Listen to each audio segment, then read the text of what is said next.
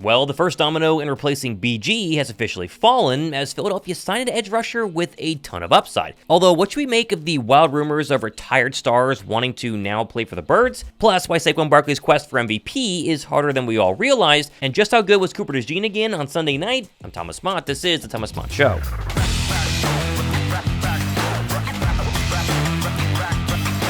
The fallout from the Birds' road dismantling of the Los Angeles Rams on Sunday night has officially started, as the national media suddenly is back on the Eagles' Super Bowl hype train after apparently ripping them for the past few months. Which is, I'm officially the first things first Eagles guy. And Howie Roseman is now back on the hunt for defensive end help following the news of Brandon Graham tearing his tricep, which head coach Nick Sirianni officially confirmed this morning during his press conference that, yes, BG is in fact done, and yes, we like our players in-house, but Howie is still Howie. I feel like the guys that we have good options in-house, and I know that Howie and his staff and will leave no stone unturned. But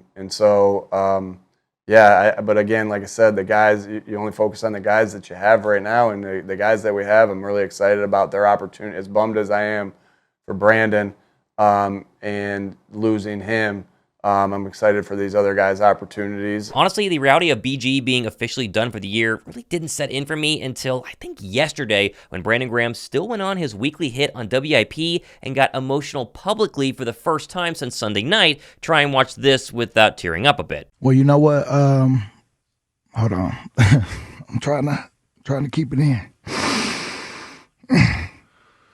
Man.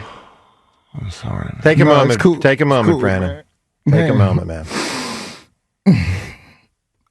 Hey, and I know I needed it, but boy, I just love what we've been building, and I just don't want to. I know I ain't letting nobody down as far as getting hurt and stuff, because I know I'm gonna bring that energy. I'm just more hurt of just on how we've been coming every week, trying to defy the odds and being with it, but being with them. You know what I'm saying? And I'm going to be with him. I'm still with him. You know what I'm saying? I know that. But, yeah, man, I just needed this right here. I needed to get this out. I hate it. I hate the fact that he's done this year and might be done for his career, but I'm trying to go ahead and spread the love with BG by giving away a BG jersey on yesterday's show, my recap video. All details down below in the pinned comment. Gotta be a subscriber, drop a comment over there, and one of you is gonna win this jersey later this week. Also, I want to give a massive shout out to the sponsor for today's video, Underdog Fantasy. This is actually my first year playing with Underdog Fantasy, and it has been a ton of fun. Each and every week, couple of picks here and there, NFL, NBA, they help turn your favorite athlete's performance into cash. Oh, and the best part, Underdog is available in over 30 states, including California, Texas, and yes, where I'm at here in Georgia. And all you have to do is call your shot by picking higher or lower on 2 or more player stats for a shot to win real money. This week, I like Jalen Hurts higher than 220 passing yards against the Ravens, and come on, Saquon Barkley higher than 96.5 rushing yards. Tough, but I love it. Let's throw in a little Malik Neighbors Thanksgiving higher than 0.5 rushing plus receiving touchdowns. Basically, he's gonna catch a touchdown in my opinion, and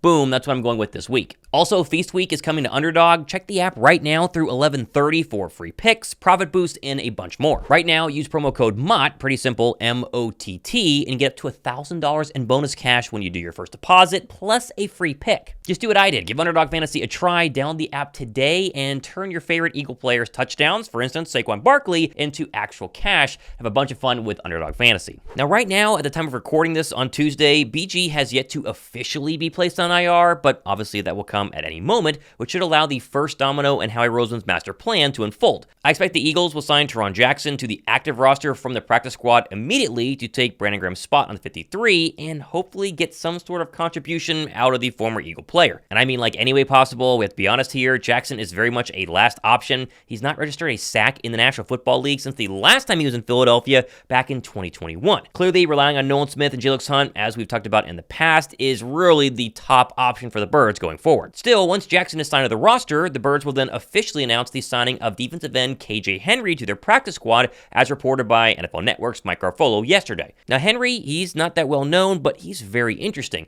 He was a Washington Commander draft pick in the 5th round last year, but apparently the new Commander regime this season wasn't really thrilled with him during camp, and so they immediately cut him. Henry then played a few games with Dallas the past couple of weeks and did technically register a sack and overall showed a lot of promise. It's crazy that a practice squad pass rusher who has multiple sacks with multiple teams in 2 years years is available, but he is for whatever reason, and as I said, he's going to be an Eagle. I mean, Henry's best game, as noted by BGN here, came in Week 11 against the Giants, where he finished that game with 4 tackles, 2 passes defended, and 2 sacks in 37 defensive snaps. His other standout game came in Week 14, again of the 2023 season, on the road against the Rams, when he had 4 solo tackles, of course 5 team and 1 tackle for a loss, in 42 snaps. Now again, I'm not saying Henry is some sort of world beater, insane edge rusher, but he did have 13.5 sacks at Clemson, as I said earlier, is 25 years old, and right now has a really fast 6'4", 254-pound frame.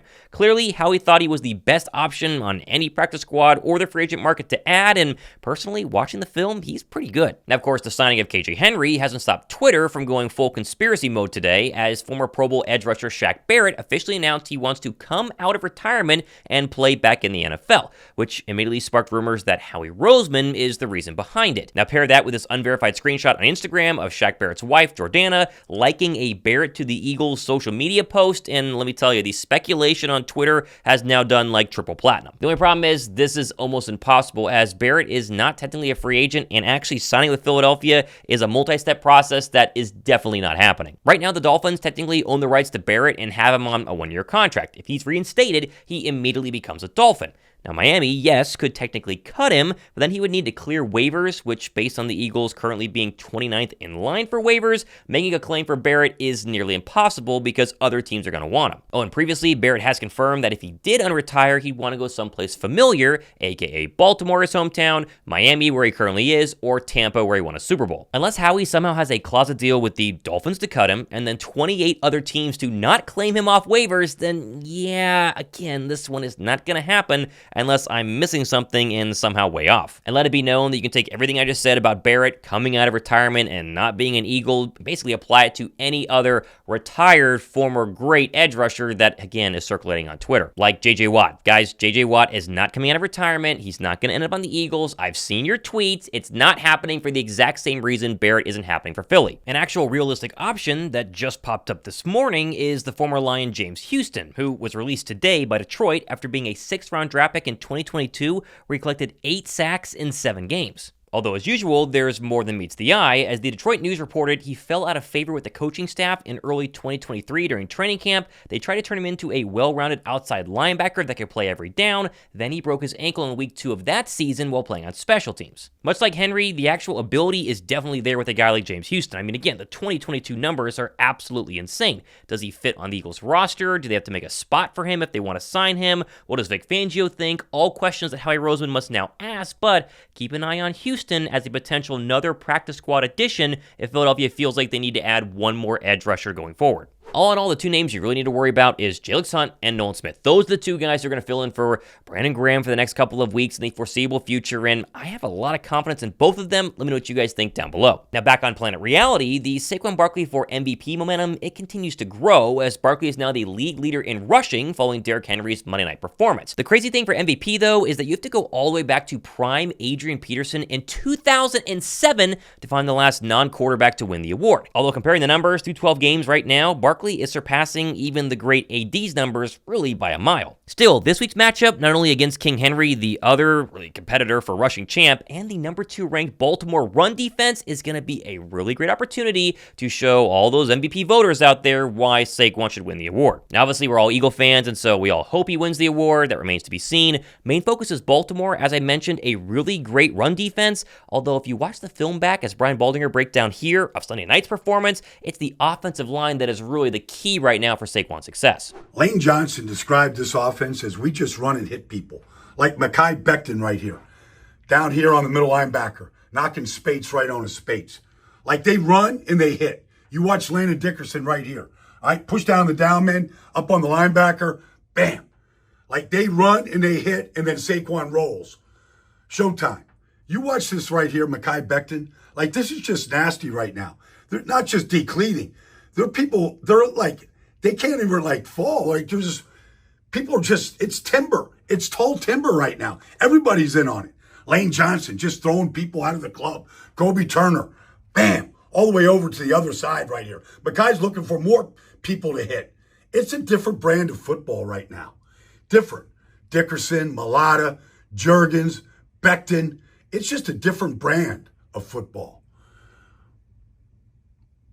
the Rams, if they get to the playoffs, they don't want to see these Eagles. Clearly, this offensive line, it's definitely back to 2022 levels where they also dominated the league all the way to the Super Bowl. Although, as Dan Orlovsky pointed out on Twitter, the 2024 version of the Birds is really leagues better than its 2022 Super Bowl counterpart in scoring margin, total yards, and explosive plays. And as Philadelphia Eagles Central added on Twitter yesterday, the similarities between the 2017 Super Bowl season featuring Carson Wentz's injury against the Rams and, of course, the 2024 season featuring BG's injury versus the Rams is eerily similar and pretty crazy to look at. Although for me, the biggest difference between all of these Super Bowl teams and the current iteration of the Eagles continues to be the play of Quinyon Mitchell and Cooper DeJean, who, per PFF, dominated Sunday night once again, with Mitchell only giving up 1 catch to Puka, 1 to Tutu Atwell, and 1 to Cooper Kupp for a grand total of 26 yards. And DeJean, likewise, only gave up 5 catches for 40 yards, which is crazy in the slot. And overall, the film, again, Brian Baldinger, break it down. Look how good Coop has been. Cooper DeJean in the slot. 3 years ago, he won the Triple Crown of receiving. That's Cooper DeJean. He was an 18-year-old freshman at Iowa when he was winning the Triple Crown. This is how he wired him up. Like a Philadelphia South Street soft pretzel right there. Completely had him tied up, wouldn't let him off the line of scrimmage on 3rd down. You know what the Rams had to do? They had to punt. Then you get this right here. I mean, here's this other receiving sensation, Puka Nacua right here. And he's got him now in a trail technique. Watch how comfortable he is, just trailing Nacua right here. When he goes out, DeJean goes out and plays it blind and punches the ball out right there with another stop. And then you want to watch him just play right here. Watch him. He knows this is a boot drag. Look at his feet. He doesn't even move. Everybody else is moving on the field. He knows what's coming. So he's going to play this deep to short, right? All right. He knows that Stafford's looking right there. But when he dumps it off right here to Cooper Kupp, who's there to make the tackle? Does the guy miss a tackle? Because here he is down the goal line right now. You got to be stout in the goal line. This Kyron Williams got 8 rushing touchdowns. He's going to come right here and put his head right in the solar plexus of DeJean. He just stands up like a sumo wrestler and tapes him backwards. This Eagles defense, if just one major improvement, that kid on the corner and DeJean in the slot made all the difference in the world. Personally, I've completely bought into the hype. I think they are the main reason why this defense continues to be so great. Let me know what you guys think down below. Oh, and speaking of buying, Jeffrey Lurie yesterday agreed to sell a small non-majority stake in the Eagles to 2 families for north of $8 billion.